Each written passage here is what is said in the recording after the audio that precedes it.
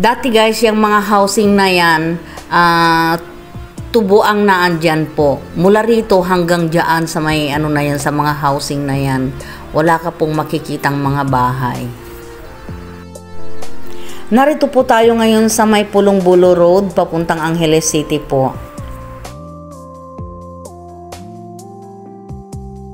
Pero bago ang lahat guys, ay huwag po sana ninyong kalimutang mag-subscribe sa aking channel at pindutin na rin po yung notification bell para ma-update po kayo sa aking mga video. Alam nyo ba mga ka-farmers, ang pinakamagandang pananim sa ating mga sakahan? Ang sugar cane. Alam nyo ba kung bakit? Isang beses ka lang hong magtanim at pagkatapos anihin, tutubo na naman po uli yan. Ang gagawin lang po ninyo ay bungkalin lang po ninyo uli yung mga gilid-gilid po niya, yung mga space.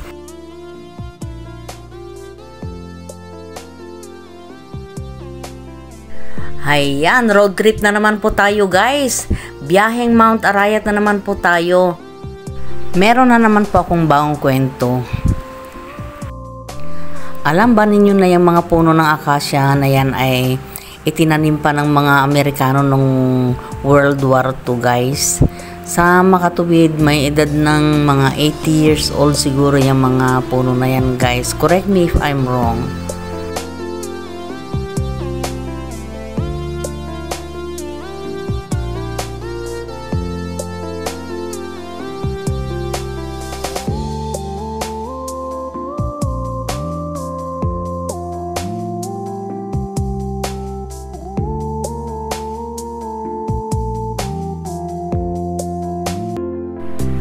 Ito pa guys, ang Mount Arayat ay isang natutulog na bulkan dito po sa Pampanga.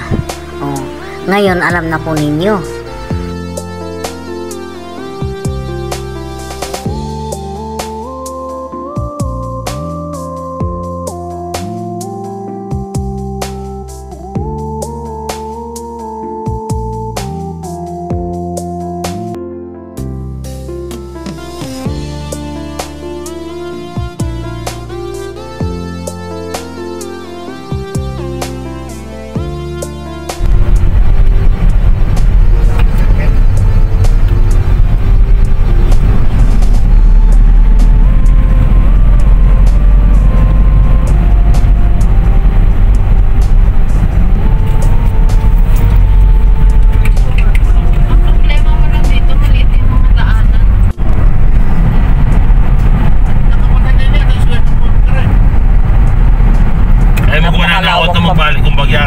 San Antonio. Nakakaling gagawin ng dalang kasi yan eh.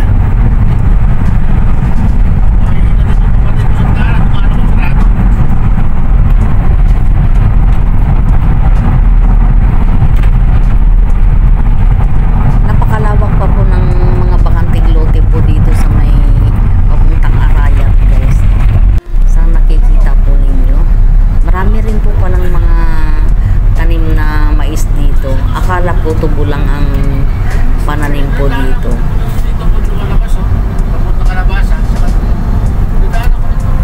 Pero palagay ko guys, itong mga mais na to, ito po yung mga ipinapakain sa mga manok at mga baboy. Ano? Dito na lang ako dumaan. Ano kaya ito? Parang grapes, ano?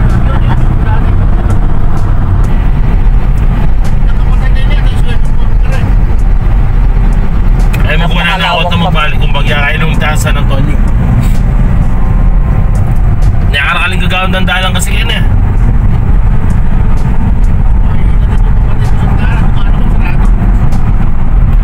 Ito pong nabakuran na ito ay gagawin ding subdivision.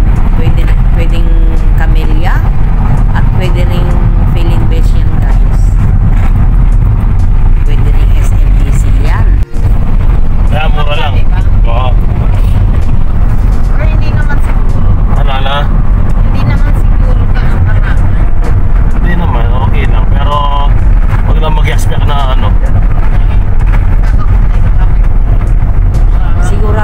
guys, pagdating ng araw, itong mga Ang kitid ng malalawak daan dito, na lupain ano? na ito, gagawin ding mga subdivision yan. Lalo na Hindi malapit pwede yung tayo nag-aaral sa lang dito. tourist spot ng Arayan. Laglag ka dito. Yan po nakikita yung bundok na yan. Diyan po kami pupunta ngayon. Kung noon ay tinitingnan ko lang sa daanan Oo. guys, ngayon ay nakikita ko na ng personal. Oh, kita mo gumilid ng gusto Kami ay yung sasakyan. maliliit din dyan guys. Kasi Alam ba ninyo guys na Mount Arayat ay isa ring bulkan yan? Pumutok na kaya yan 600 pag si Kati years pang ago. driver dito, talaga nakaganyan na ako. Mahulog ka dyan. Oo. Imposibleng walang nalaglag dito.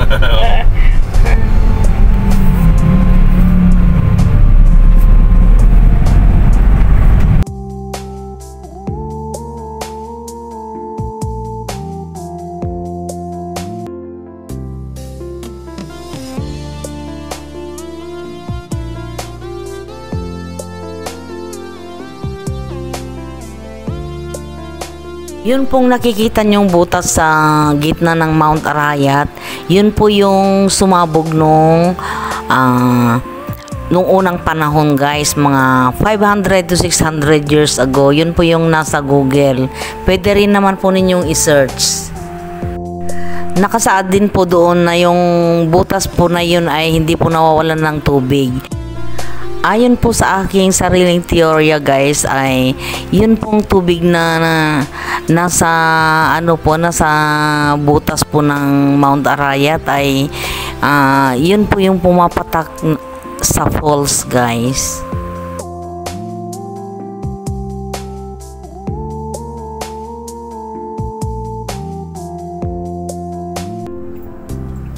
Yan. Kahit ganyan lang ang bahay ko, masaya na ako eh. Oo. Mga magkano kaya yan? 70. Hindi. Uy, malati. Malatiing tete.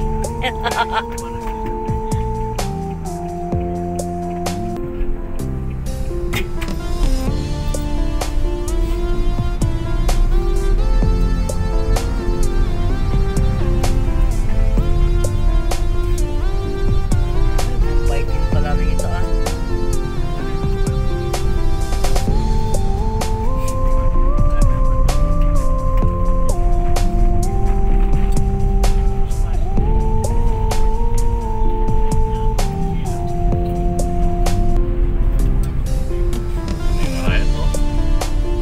Laki ano?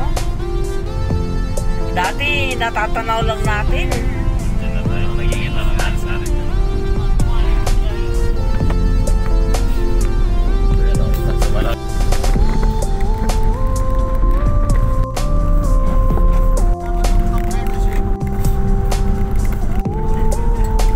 Ano pa dito?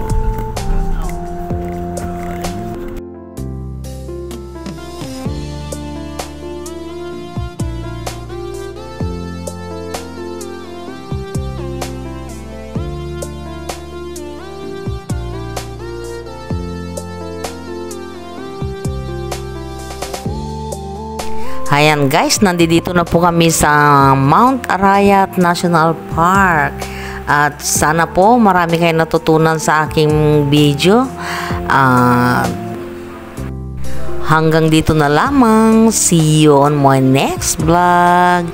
Bye-bye!